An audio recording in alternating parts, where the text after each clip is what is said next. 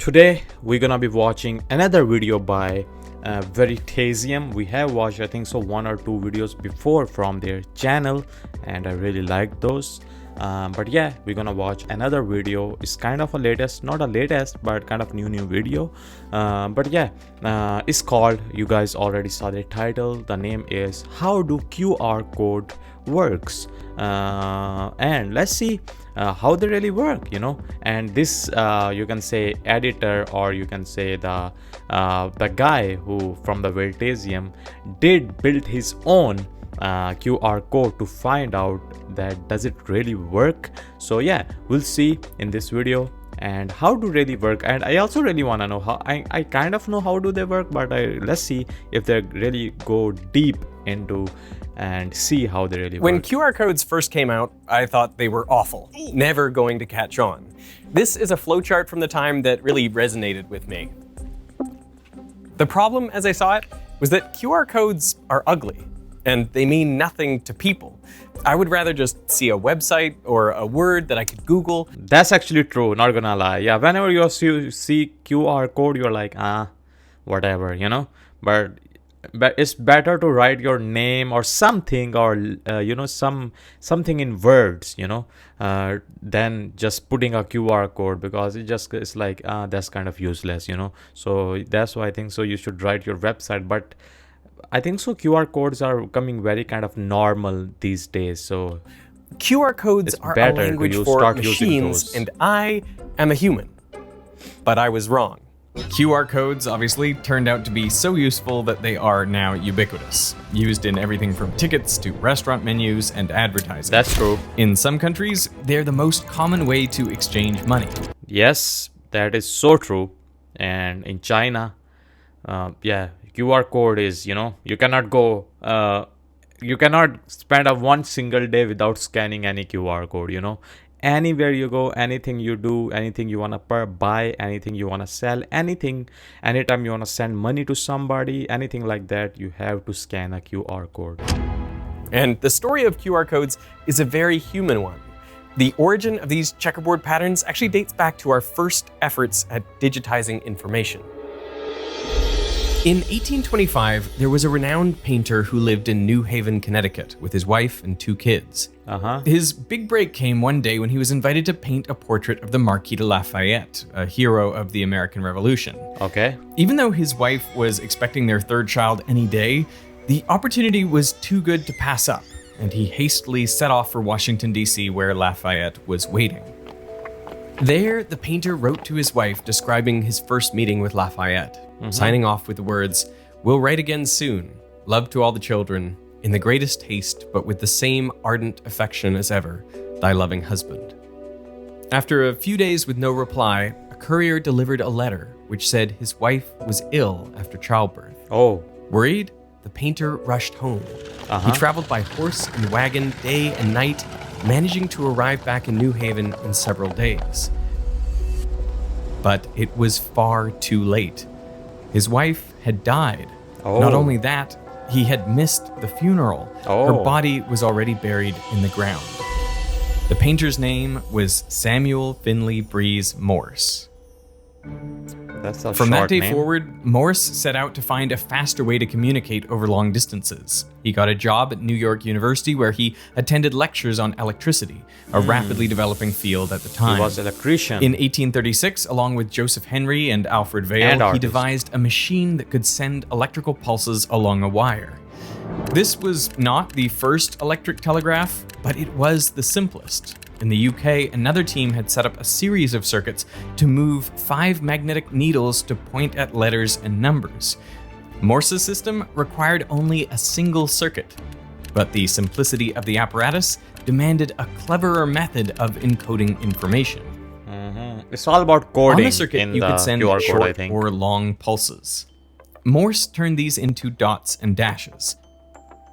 The most common letters could be sent with a single key press, a dot for an E and a dash for a T. The other letters were arranged by frequency and assigned increasingly complex codes.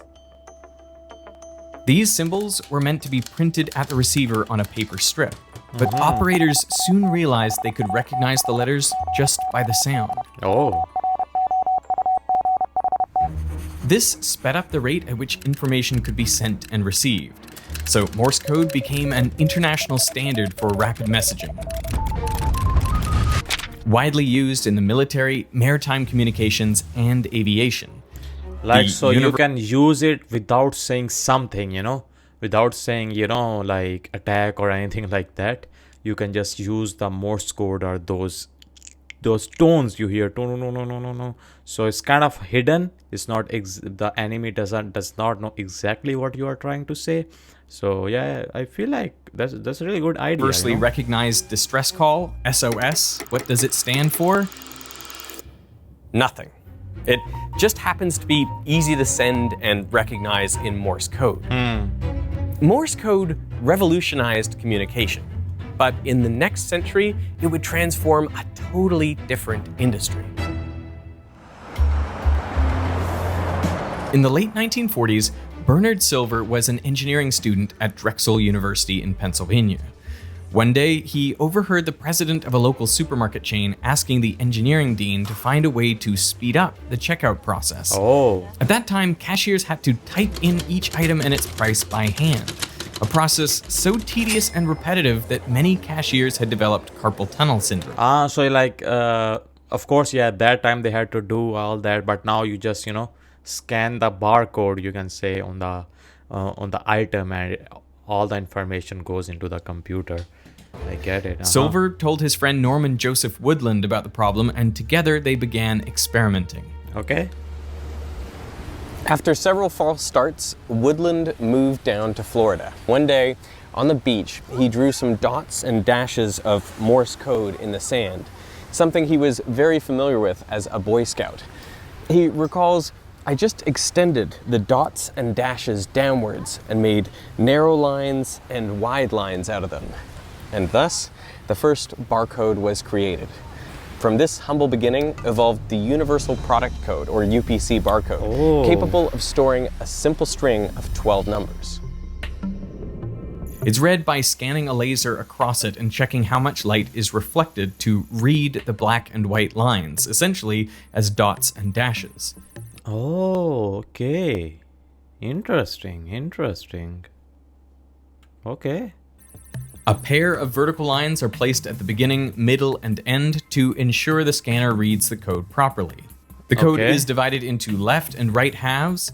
Numbers at either side have their black and white lines flipped so that the scanner can tell left and right apart even while reading upside down. When viewed upright, the numbers typically specify the manufacturer on the left and the product on the right. Manufacturers actually pay large sums of money to reserve a given amount of numbers to themselves so that they can exclusively register their products. So that's our number, In this way, the 12 digits of a barcode uniquely specify every single grocery item you've ever bought. This jar of Jif peanut butter is identified by the same 12 digits, no matter where in the world it's found. Wow. And all forms of peanut butter, smooth, crunchy, stir, no stir, sugar-free, low sodium, across if it's from all same brand, have their own unique barcode. Right. Will we ever run out of barcodes? Well, 12 digits could combine to provide 10 to the 12, that is a trillion different possible sequences. That should be more than enough, even if companies keep making stuff like Sour Patch Oreos and Flaming Hot Mountain Dew. But there is a catch. The last digit is not independent of the others. The barcode creators were aware that it could get scratched, stained, or tampered with. Yeah. So they reserved the last digit to verify that the barcode is complete. Take any barcode and sum the digits at odd numbered positions. 003553. Multiply this result by 3. Add the digit sum at even numbered positions to the result. And take the remainder when this number is divided by 10. If this remainder is 0, then the check digit is 0. Otherwise, the check digit is 10 minus this remainder. If a scanner is unable to read any one digit of the barcode, it can use the final digit to back calculate what it must be using this algorithm. Wow. But if 2 digits are damaged, well, then we're out of luck. In that case, we have to type in the numbers printed below the barcode. So Okay. without that last digit, the number of unique possibilities is 10 to the 11, or 100 billion options. To date, 1.24 billion barcodes have been registered, a number that is rising every day. Yeah. So they won't last us forever. That's true. But that's not why people began to look for alternatives to barcodes. It was really the amount of information a single barcode could store. 12 digits by themselves could only identify one product. But what if someone wanted to know more information, like where that product came from? That's very interesting, man. That's like I always wondered like what's behind like when they scan it, the whole information is going into the machine and it already knows what that thing is, what that thing is, how much that price of that thing is. And it's kind of crazy to think that, but yeah, there is so much information hidden behind just that small QR code. That's crazy, man. Like there are some In geniuses, 1986, cattle in the UK began showing symptoms of a curious brain disease, bovine spongiform encephalopathy, or mad cow disease for short. I know mad cow disease. It is spread when cattle ate feed containing prions, misfolded proteins. And if people ate beef containing tissue from the brain or spinal cord of infected cattle, they could contract a related brain illness that literally turns your brain into a sponge. Now, as no test could detect mad cow disease in living cows, millions of cattle were culled. Health officials sought a method to track sources and imports of beef. But with all the information this would require for any one piece of beef, barcodes were insufficient. American inventor David Allais tried to solve the problem by stacking many barcodes on top of each other. The result, code 49, looked like a bookshelf. This is actually the predecessor of PDF 417, a code often used on airline boarding passes. But code 49 didn't solve the data quantity problem. At best, it multiplied the information a barcode could carry by a handful. A more efficient way was to extend barcodes into 2 dimensions, creating a data matrix. NASA tried this in 1994 with Vericode, used to track and identify space shuttle parts. This code was read by early digital cameras rather than lasers, and was initially proprietary. Around the same time, Masahiro Hara, an engineer at a Japanese auto parts manufacturer, Denso, was getting frustrated at having to scan multiple barcodes for filling in the same box of car components.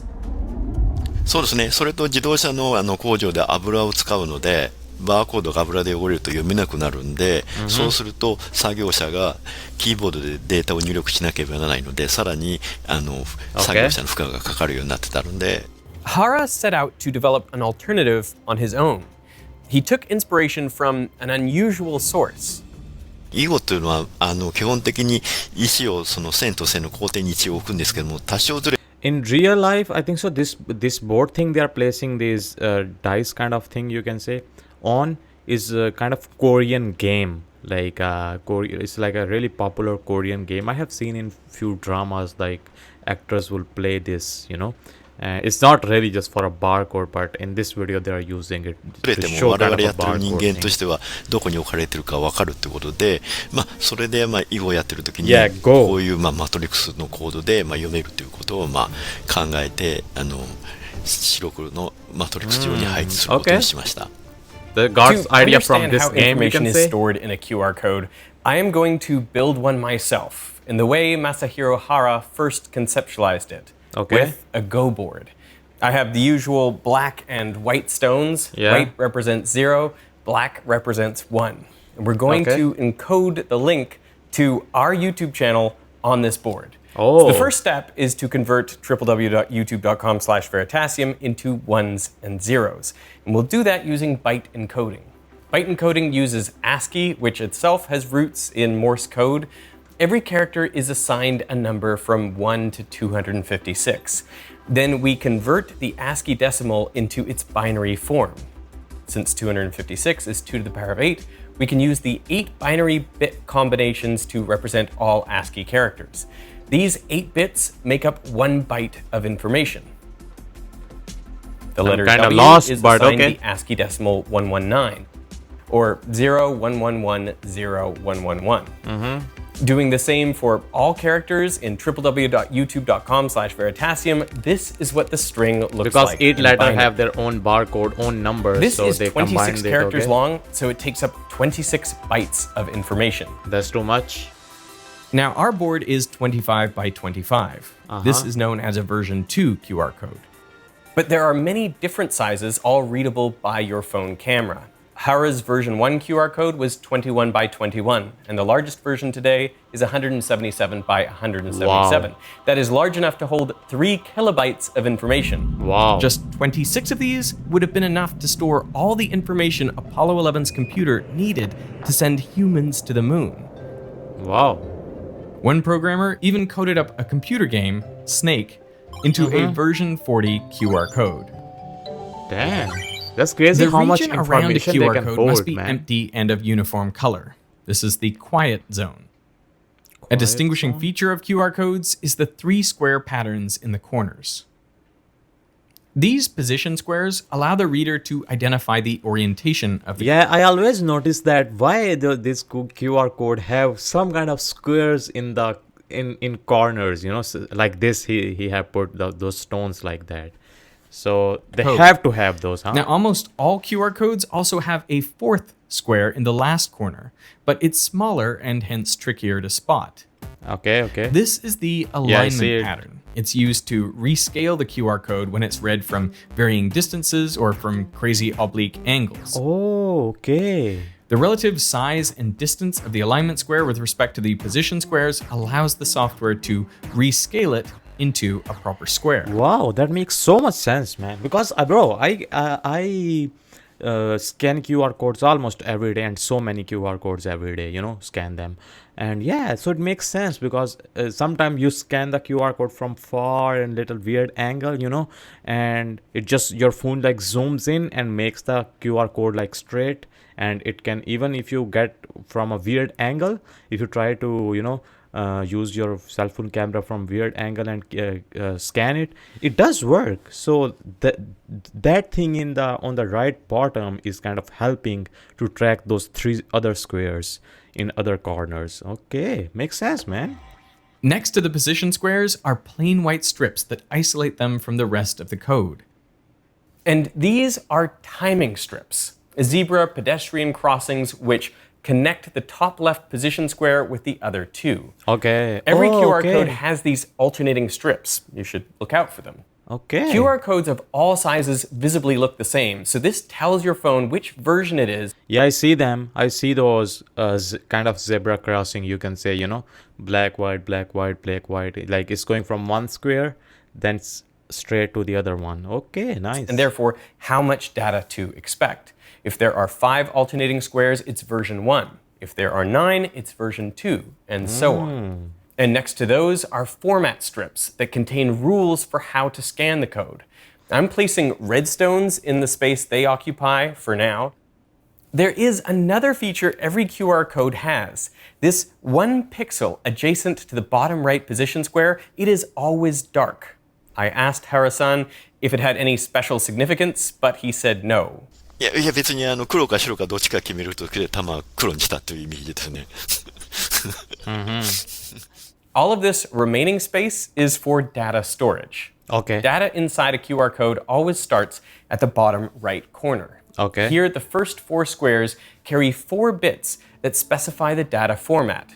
0001 if it's just numbers, 0010 if it's alphanumeric, so capital letters and numbers, 0100 if it's information stored in bytes, and 1000 for Japanese kanji.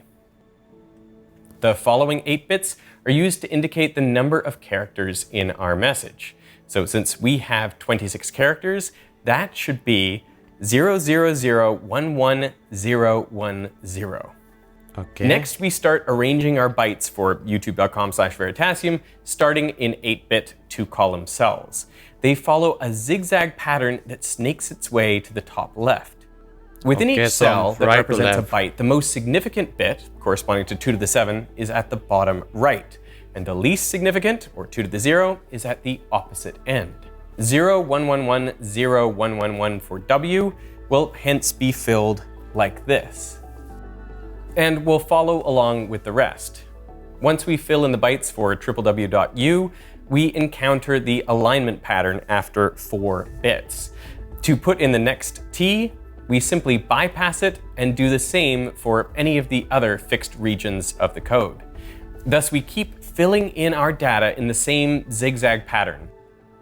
After we complete www.youtube.c, the cells start looking less regular and more Tetris-like. But the way we put the stones, byte after byte, remains the same. Okay, so they are filling in information for the channel now. And there go the last 8 bits for the last letter M. Veritasium. But wait a minute, we've only covered about half of our QR code. Yeah. Well, that's because this whole remaining space is reserved for redundancy. These extra bytes of error correction code allow us to reconstruct information if the QR code is damaged. Ah. For a fully intact QR code, error correction makes something else possible, putting a company logo at the center, just like the sponsor of Yeah. I see that so much. Even that's so common whenever you see the QR code, even usually these days, because companies or restaurants try to do that to promote their logo or promote their, restaurant symbol, you can say. So it does make sense because they have empty space there, so which is easily to just fill up by their own logo. So why not just put your own logo there, instead of leaving it empty, or just it would look a little bit weird or anything like that. It won't look that fancy or cool, you can say. But yeah, okay, dude, this is making a lot more sense. QR codes offer 4 levels of error correction.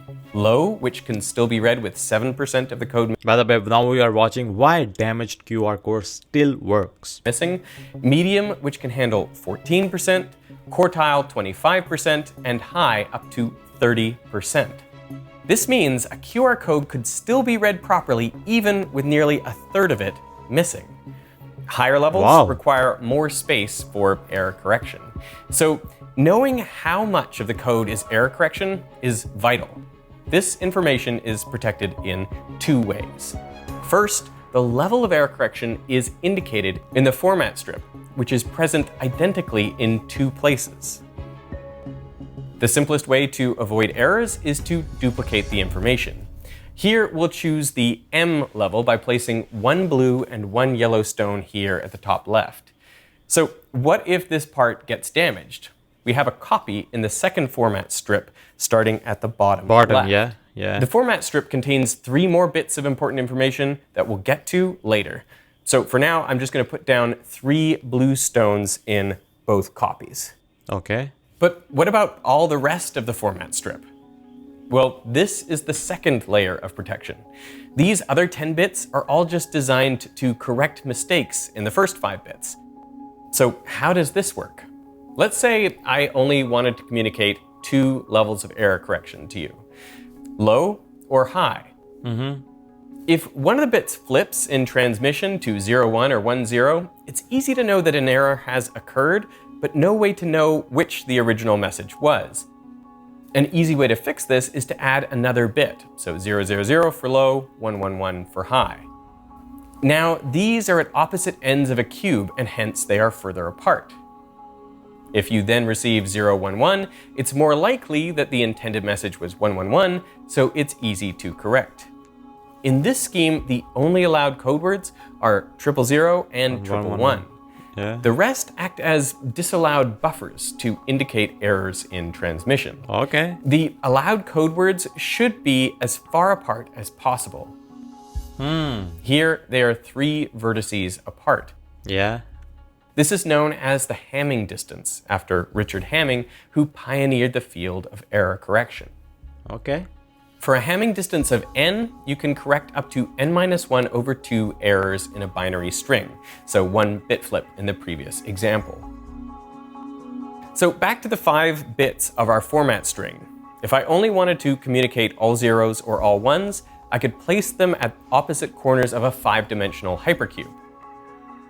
However, our string includes all 2 to the 5 or 32 combinations of ones and zeros as valid code words. So to provide buffers, like before, we can extend the 5-bit string into a 15-bit string. Wow. Now the 32 valid code words are each separated by 7 vertices, or a Hamming distance of 7, which means we can They're correct up to so 3 far now. bit flip errors. The easiest way to do this is using a lookup table. The table takes a slightly misread vertex and finds the closest valid vertex, likely the intended code word. But for our main QR code data, we need a far more efficient scheme, one that doesn't require lookup tables or doubling or tripling our data size. Let's say I want to send you a message that is the 4 numbers 1, -2, 3, and 5. If I just send these numbers, one of them could get corrupted in transmission, and you wouldn't know that an error had occurred or which digit was wrong. So before I send the message, we come up with a plan. First, instead of sending you 4 numbers, I will send 6. The first 4 are my actual message, and the last 2, A and B, will help you check if there were any errors. Yeah. Now, I want you to treat these 6 numbers as the coefficients of a degree 5 polynomial. And I will pick the values of A and B so that this polynomial could also be written in the form of a degree 3 polynomial, call it Q of x, times x minus 1, x minus 2. Now we could set these last 2 terms to be x minus any number, but for simplicity, let's say we pick 1 and 2. That way, when you receive my polynomial, you know that if you plug in x equals 1 or x equals 2, you should get 0 for both, because that's how I constructed the polynomial. And if you don't get 0, you know there has been an error in transmission. They are called syndromes, which is an apt term, since syndromes are defined as a group of signs that occur together and characterize a particular abnormality. If the message polynomial is not 0 at any of the syndrome values, then there is an error in the code. So how do I find the values of A and B in our example? Well, I take the polynomial without A and B and divide it by x minus 1, x minus 2. I get a degree 3 polynomial, which is what I want, but there is also a remainder of 37x minus 30. So I can move this to the left-hand side. For the polynomial to take the form I want, A must be negative 37 and B positive 30.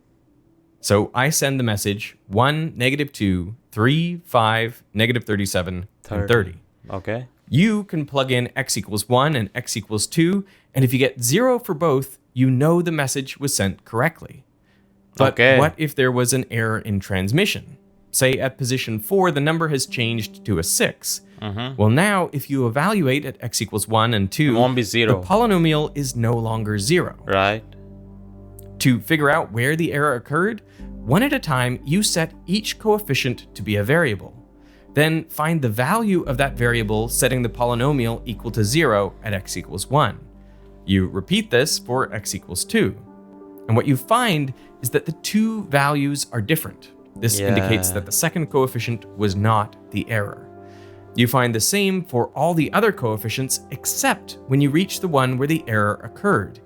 Here, not only are the 2 values equal, they are also equal to the originally transmitted number, that is 5. So this method allows us both to check and correct errors with only a modest increase in data size. Interesting.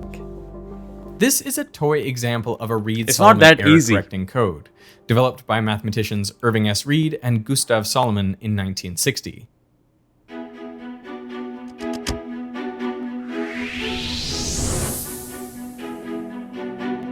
The job of decoding Reed-Solomon codes in a brute force way, as we described, can quickly get intensive.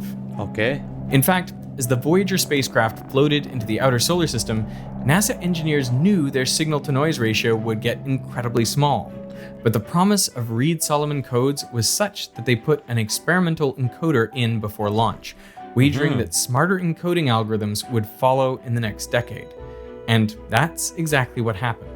To this day, we can make out Voyager's ever-faintening whispers thanks to Reed-Solomon codes. These codes also ensure that your old CDs or DVDs can still play your favorite songs and movies despite multiple scratches. Oh. And they are the reason why QR codes still work when damaged.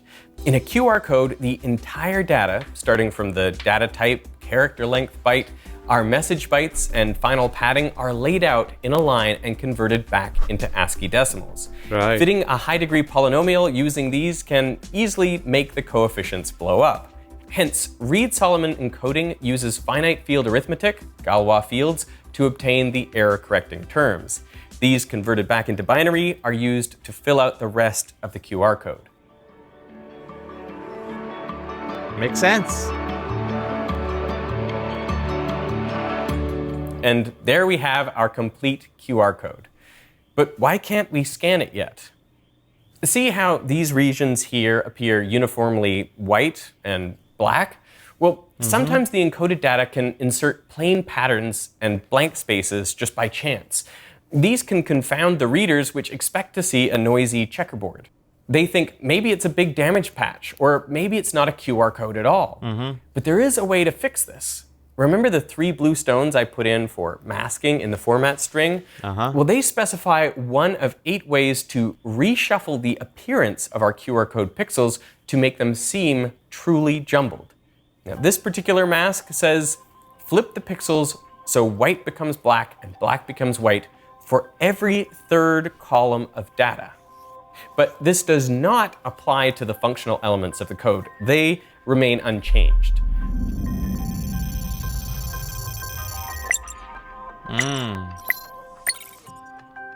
The QR code standard specifies the use of 8 masking patterns. In principle, when combined with the correct masking bits, all 8 forms of the code are readable, which is why some QR code generators will return different looking codes for the same input string.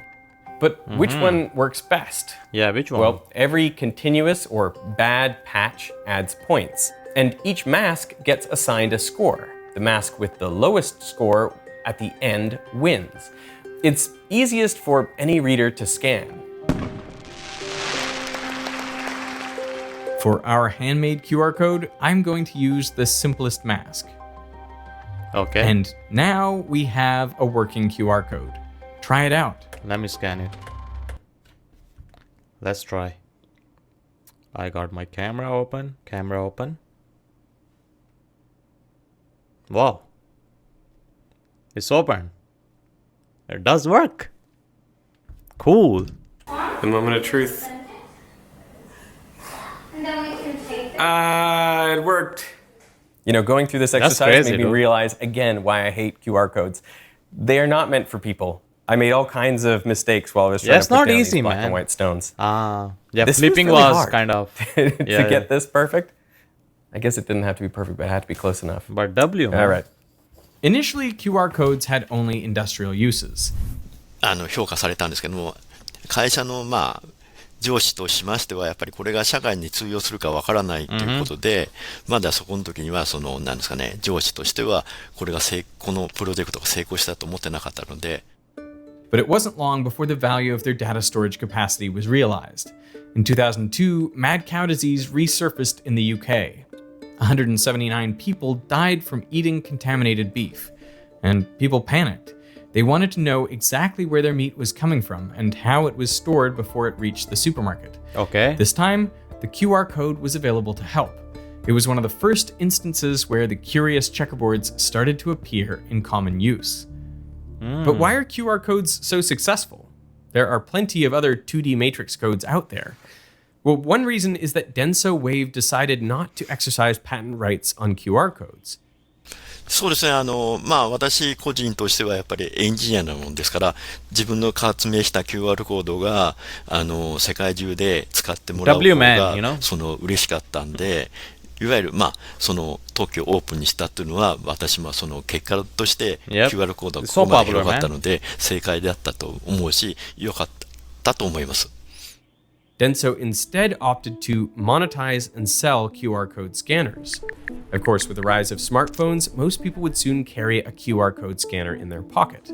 But initially, QR code reading apps were third-party and rather niche. But then, in 2017, Now you don't even need Android and Apple built apps, QR code yeah. readers right into their camera apps. Yeah. So the use of these codes took off. The COVID-19 pandemic also gave QR codes a boost worldwide. Yeah. Suddenly, restaurants and vendors wanted a contactless way to hand out menus and product information. Contactless payment using QR codes took off in India and China. Today, India sees over 12 billion QR code-enabled transactions per month. QR codes also proved handy in storing vaccine records and Yeah, it personal was so health useful information in phone during wallets. COVID time, man. But their enormous spread has also created problems. A question about QR code safety. In recent years, some scammers have used QR codes to try to defraud people who read them. Do you have concerns about these uses? とかはやっぱりそれがそのフィッシング詐欺みたいなそういう誰でも作れるからその悪い人に渡るとそういうことができるんで、ただですね、日本ではですね、さっき言った2年に携帯電話で QR コードを読めるようになったことから、企業の機密情報とか個人情報も QR コードでそれまで扱ってたが扱えなくなりましたんで、その QR コードはそのSQR して2007年に暗号機能を搭載した QR コードが、開発して日本では使われてます。で、これから我々としては、電子認証機能をやっぱり QR コードにつけて、QR コードが誰が発行した QR コードがなんか分かるように、なんか仕組みを作っていきたいとは思ってます。So as with anything on the internet, you have to pay extra attention to safety. Check where a scanned QR code is taking you before actually clicking on a link. So I want to know about the future of QR codes. What is next for QR codes? QR コードで基本的にテキスト文字しか扱えないのを、画像とかそこら辺まで扱えるように、情報を多くしていきたいと思います。で、そこはなぜかというと、日本というのは結構災害が多くて、地震とかなんかあると、そのネットワークとか Wi-Fi とかああいうのが使えなくなるんですね。心電図とかレントゲンなんかそういう、医療に関することになると、そのさっきの災害になると、そのお医者さんがそのかかりつけんとかも行けなくなって、よその病院でもその心電図とかレントゲン写真とか QR コードをして本人が持ってそういう病院で読ますことによってどういうその病状だったかとかすぐ分かるようにして、適切な治療が受けるようにしていきたいと思ってます。Cool. いわゆる今 QR コードって白から黒の2色なんですけども、そこに色をつけてって、Yeah, it only uses black and white now. カラフルにさらにしていこうと思う。Now, if the possibility of running out of UPC barcodes is remote, for QR codes, it is impossible. Wow. The number of unique version 1 QR codes using the lowest redundancy level is 2 to the 152. Wow. This is about 10 times the total number of legal chessboard configurations. Wow. Which is also why a random distribution of pixels filled into a QR code pattern generally cannot be interpreted as a message. You have scanned countless QR codes. I have. And when you scan your next one, you'll have a better idea of Yeah, how for it real. works. Yeah. But have you ever thought about what QR itself stands for? QR コードの最大の特徴 Yeah, は、 never thought 早 of く読み that. 取りができるということで、素早く反応するということで、クイックレスポンスという名前を付けました。What is your favorite application of the QR code? 一応驚いたものに関しては、アドレス交換とか電話番号の交換に QR コードのタトゥーで、最近ですね、プロモーションとしてドローンでQR コードを作るようなのが結構最近流行ってますね。それを見たときになんかすごいなという感じをしました。Yeah, that's amazing, dude. 紙の媒体で表現することが、バーコードからその QR コードにと進化したという考えで私はいます。Wow. W man, dude. W man for real. But not gonna lie, this video was really interesting, man. Really interesting. Especially for me. I don't know if you scan a lot of QR codes. I think so. Then it will make you more interested in this video because, you know, it's all about QR codes. Because I do scan a hell a lot of QR codes because here you have to scan when you wanna pay, when you wanna buy anything, when you wanna transfer money, when you wanna sell anything, you know, anything like that. or you go to any restaurant, you know, anything like that, you have to scan QR code, and it's becoming more and more common in many different countries, you know. So I yeah, that's why I really wanted to watch this video, especially with you guys, you know. So yeah, it's cool. I learned hell a lot, and I'm sure I will see like next time if I see a QR code, I will see it little differently, like, oh, so that's why this thing works. So that square at the right bright bottom really is making the QR code better. So you know, next time if you scan from a weird angle, it can help to scan QR code easily for you. So yeah, you know, it does make sense, like everything they did, it's in it is makes sense, and it's really crazy that how much information is stored under it or in it, and how there is like a error thing in it too, like they leave a chance for error, to, you know, they leave some space for error in the QR code, so it can help with any kind of error happens during it, like any kind of scratch or you spill anything on it, you know, something like that. So yeah, it does make sense, and I did not know what really QR code means. So it does mean quick response, which make totally sense, you know, quick response, like as soon as you scan it, you are there. And it's really cool that veritasium, the guy, made his own channel QR code, and it actually worked, you know. But not gonna lie, by seeing all those math codes and all that, honestly, it's not that easy. It's not that easy. Shout out to that old Japanese guy who really did it, and he's still thinking of evolving it into making it into different colors instead of just black and white, or helping to make it into pictures, or you know, to help hospitals and people like that to reach out to more people, so not just a restaurant or, you know, any kind of websites or something like that. So yeah, I'm sure he will get there, and we're gonna see some QR code evolving soon with different colors and more information stored in it, and on the top of that, it can store so much more information than the barcode, you know. It's like way more information, man. It's like unlimited, you can say. So yeah, that's absolutely crazy for real. And yeah, I'm really glad I watched this video, and I'm sure you guys learned as much as I learned from this video too. So yeah, thanks to veritasium for this video. They killed it. And yeah, I'll see you guys in the next one.